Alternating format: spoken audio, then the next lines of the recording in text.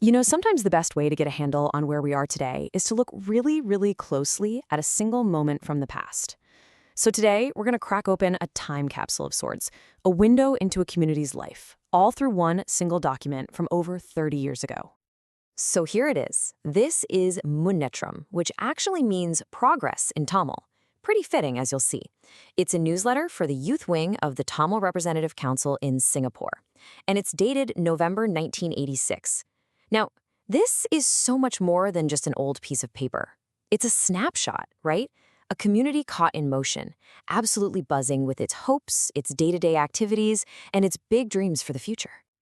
So that's the big question, isn't it? What can this one newsletter really tell us? What kind of secrets about a community's heart, its struggles, and its highest hopes are waiting for us inside these pages? Well, there's only one way to find out. Let's dive in. All right, first up, let's look at what I think is the real heartbeat of this community, the social stuff, the events that brought everyone together and created all these shared memories. And trust me, it was about way more than just a picnic. And you can feel that spirit of fun and adventure right away. Here, the Queenstown branch put together a picnic to Sentosa, and from the sounds of it, this was no simple walk in the park. They took the monorail, they climbed a hill, they even trekked through a muddy and soggy path. I mean, this was a genuine adventure for everyone. And this one line, this quote right here, just captures the vibe perfectly.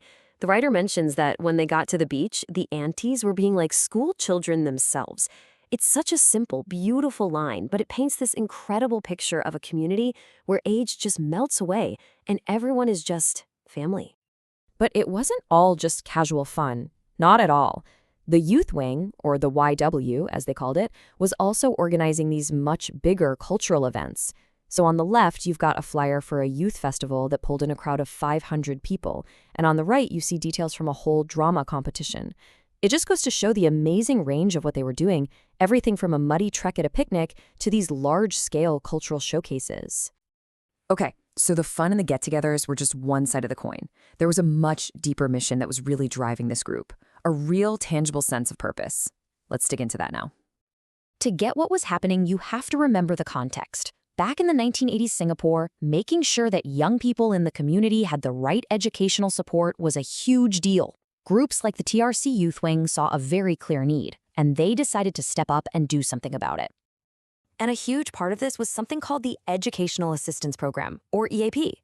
This article here is actually celebrating 5 years of the program's success. And it's not just talk. It proudly points out that for students in their program, the failure rate in subjects like maths and science was actually lower than the national average. That's real measurable progress. That's making a difference. But it wasn't only about tutoring. They were also focused on something just as important, inspiration. So back in 1983, they started this publication called Who's Who.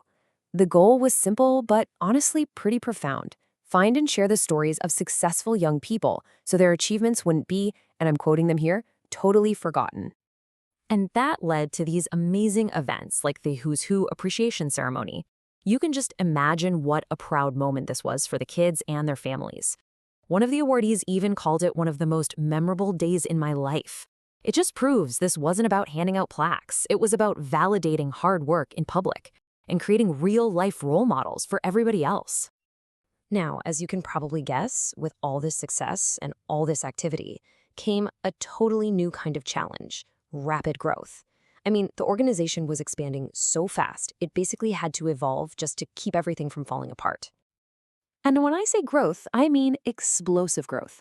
By the start of 1987, the youth wing was on track to have a staggering 1,500 members. Just think about that for a second. For a volunteer youth group, that's a massive grassroots movement. And this wasn't just happening in one little neighborhood. Nope.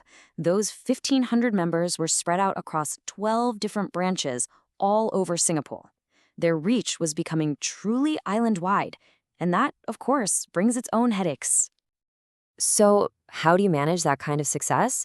Well, they came up with a really smart plan. They proposed these administrative reforms you see here, things like making their annual conference more representative, creating regional committees to keep things consistent, and giving the national units more power. What's so amazing about this is the foresight.